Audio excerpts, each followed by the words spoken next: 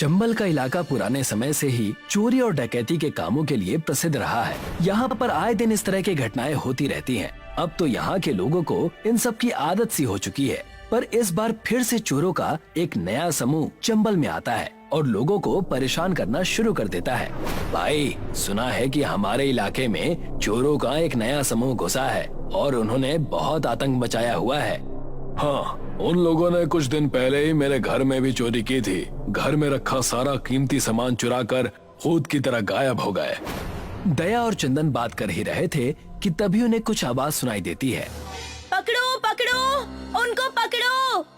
तुम्हें किसी औरत के चिल्लाने की आवाज सुनाई दे रही है? हाँ, सुनाई तो दे रही है। चलो चलकर देखते हैं।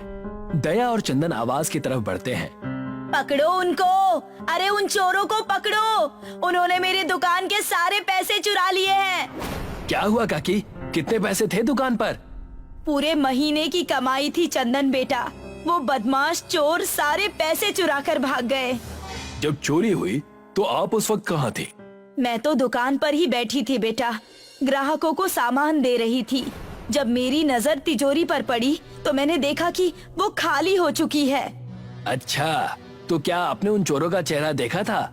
नहीं, मुझे तो पता भी नहीं चला कि वो कब आए और कब उन्होंने मेरी दुकान की तिजोरी लूट ली। अगर आपने उनका चेहरा नहीं देखा तो आप किसको देखकर चिल्ला रही थी कि पकड़ो उनको पकड़ो? मैं तो तिजोरी खाली देखकर यूं ही चिल्लाने लगी थी बेटा, और ये अबला कर भी क्या सकती है। अच्छा, एक बात बताओ काकी, अगर आपने उन चोरों का चेहरा नहीं देखा तो वो चोर तो कोई भी हो सकता है। वो चोर हम दो भी हो सकते हैं, और ये भी हो सकता है कि वो चोरी किया हुआ सारा माल अभी भी हमारे पास है और हम आपसे बचने के लिए आपकी मदद करने का नाटक कर रहे हैं ताकि आपका शक हम दोनों पर ना जाए। क्यों मजाक कर रहे हो यार? काकी बेचारी वैसे ही परेशान है, तुम उनको और परेशान कर रहे हो। एक तो इनकी तिजोरी वो बदमाश चोर लूट कर ले गए, और अगर हम उन चोरों के जैसे ही इनको परेशान करेंगे तो हम में और उन चोरों में क्या फर्क रह जाएगा। अपने दुकान पर हुई चोरी की घटना के बारे में वो औरत कई लोगों को बताती है, पर किसी से भी उसको चोर के बारे में पता नहीं चलता। थक हार कर वो अपना उदास चेहरा लेकर वापस अपनी लुट चुकी दुकान पर आ जाती है। देखा, इन चोरों की हिम्मत कितनी बढ़ गई है। अब तो ये लोग दिन दहाड़े चोरी करने लगे हैं। अगर इनको अभी नहीं रोका गया तो कुछ टाइम के बाद इनकी संख्या बढ़ जाएगी और तब इन्हें रोकना आसान नहीं होगा। आसान तो अभी भी नहीं है भाई। तुम्हें क्या लगता है कि ये चोर बाकी चोरों की तरह आम चोर हैं? इनके चोरी करने के तरीके से तो नहीं लगता कि ये बाकी चोरों की तरह होंगे। ये मुझे बहुत ज्यादा शातिर और तेज लग रहे हैं, जो पलक झपकते ही सामान गायब कर देते हैं। क्यों ना इनके बारे में पुलिस से पता किया जाए, पुलिस वालों को जरूर इनकी खबर होगी। दया और चंदन पुलिस स्टेशन पहुंचते हैं तो वहां का नजारा देखकर दोनों हैरान हो जाते हैं, क्योंकि पुलिस स्टेशन पूरा भरा हुआ है। सब लोग अपने अपने घर में हुई चोरी की कंप्लेन लिखवाने के लिए आए हुए हैं। आप लोग प्लीज शांत हो जाइए और एक एक करके अपनी कंप्लेंट लिखवाने के लिए आइए। अरे, यहाँ तो सारे चंबल के लोग अपनी कंप्लेन लिखवाने के लिए आए हुए हैं। चलो जाकर इंस्पेक्टर से उन चोरों के बारे में पता करते हैं। चंदन और दया लेडी इंस्पेक्टर के पास जाते हैं और चोरों के बारे में पूछने लगते हैं। मैडम, आप इन चोरों को जल्दी से पकड़ क्यों नहीं लेती? इनका आतंक तो किसी भयानक बीमारी से भी ज्यादा है। चोरों के बारे में कुछ जानकारी हो तो वो पकड़े जाएंगे ना आज तक किसी ने उनकी शक्ल देखी है और ना ही किसी को उनका नाम पता है। चंदन और लेडी इंस्पेक्टर बात कर ही रहे थे कि तभी एक बूढ़ा आदमी लेडी इंस्पेक्टर के पास आता है। मैडम, मैं तो बर्बाद हो गया। उन चोरों ने मेरी जिंदगी भर की कमाई चुरा ली। आज मेरे पास पैसे के नाम पर एक फूटी कौड़ी भी नहीं बची है। तो आपको अपने घर पर ताला लगाना चाहिए था। घर खुला छोड़ोगे तो चोरी तो होगी ही ना। मैडम, मैंने अपने घर पर एक नहीं बल्कि दो ताले लगाए थे, और वो भी बहुत बड़े बड़े।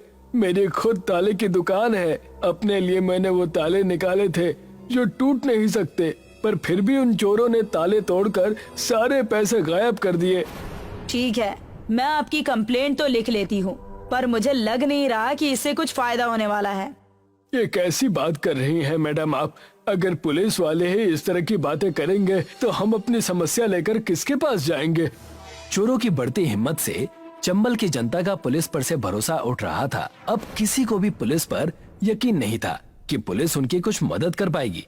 अब हमें ही कुछ करना होगा, नहीं तो हमारा ये चंबल पहले की तरह एक खूंखार घाटी बन जाएगा।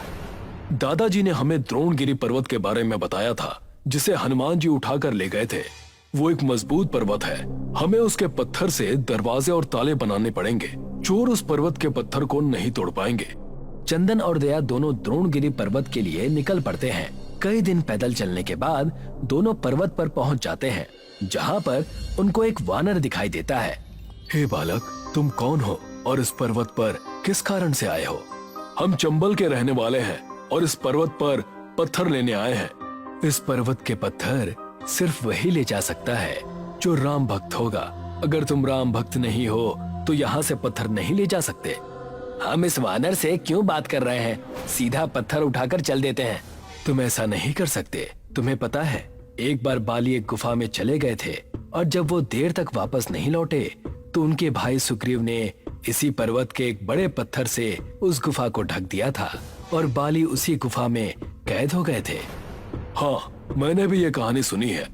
अगर तुमने मेरे प्रश्नों का उत्तर नहीं दिया तो मैं भी तुम्हें उस गुफा में बंद कर दूंगा और तुम जीवन भर के लिए वहीं कैद होकर रह जाओगे।